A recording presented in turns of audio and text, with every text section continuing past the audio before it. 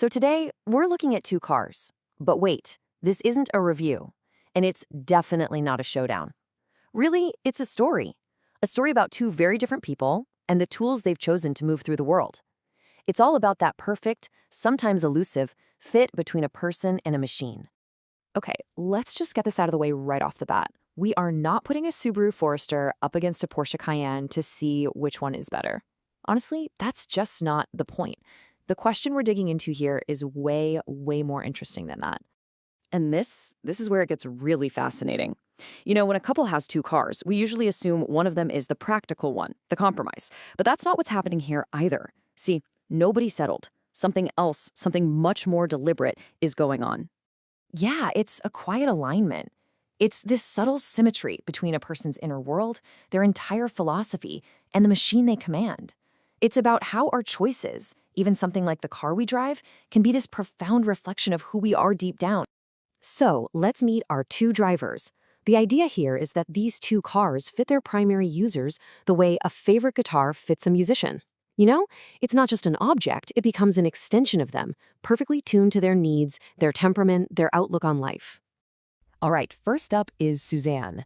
Now, to understand her car, you first have to understand how she moves through the world. She's a teacher, she's a caregiver, she's the kind of person who carries a whole lot of responsibility for other people.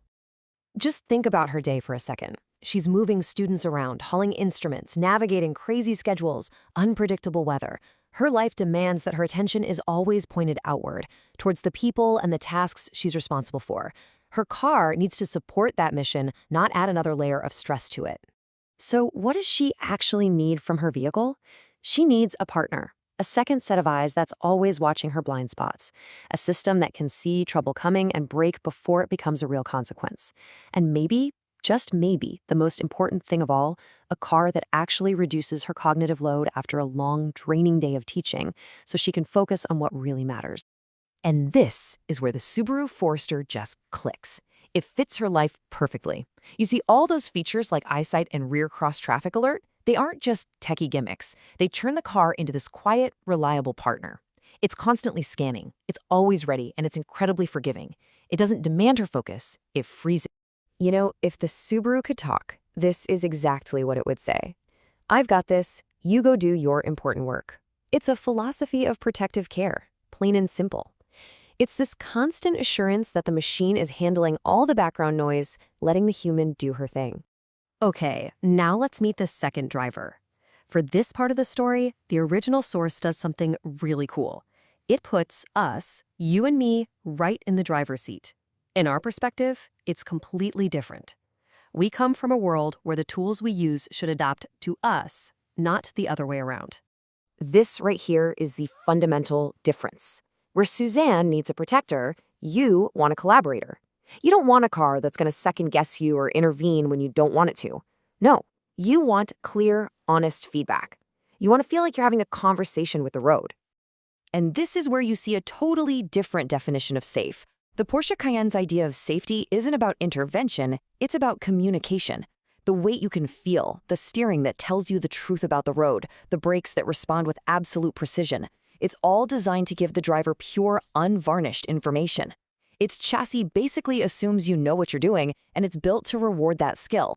And there it is. That's the Cayenne's voice. And it is a world away from the Forester, right?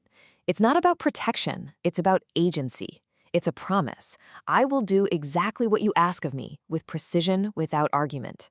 It's a tool that has deep respect for the skill of its user.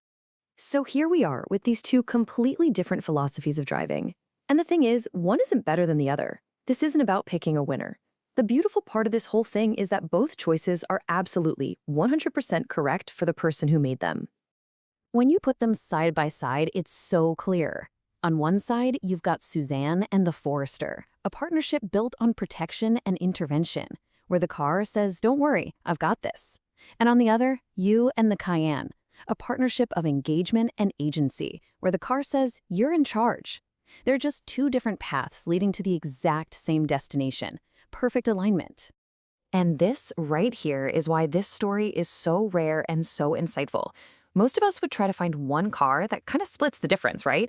And it would probably end up not being a great fit for either person. But instead, this couple did something much, much wiser. They honored their individual needs. This isn't just about cars, it's about self-knowledge.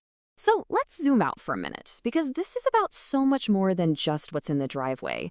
This is about that quiet poetry that happens when the tools we choose are a perfect echo of our life's work, of our personal philosophy. Just look at this connection. It's amazing. Suzanne's life work is teaching people to play in harmony. And what does her car do? It listens for danger to keep the rhythm steady. And your work is building systems that serve human intent. And your car assumes your intent and responds with absolute precision.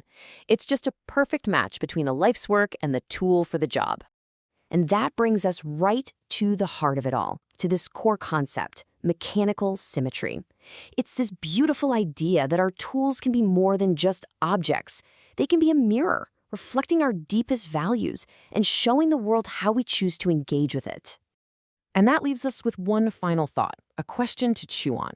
Just look at the tools you use every single day. Your car, your phone, your computer, maybe even the pen you write with. If they really are a reflection of you, of your philosophy, what story are they telling? What do they see?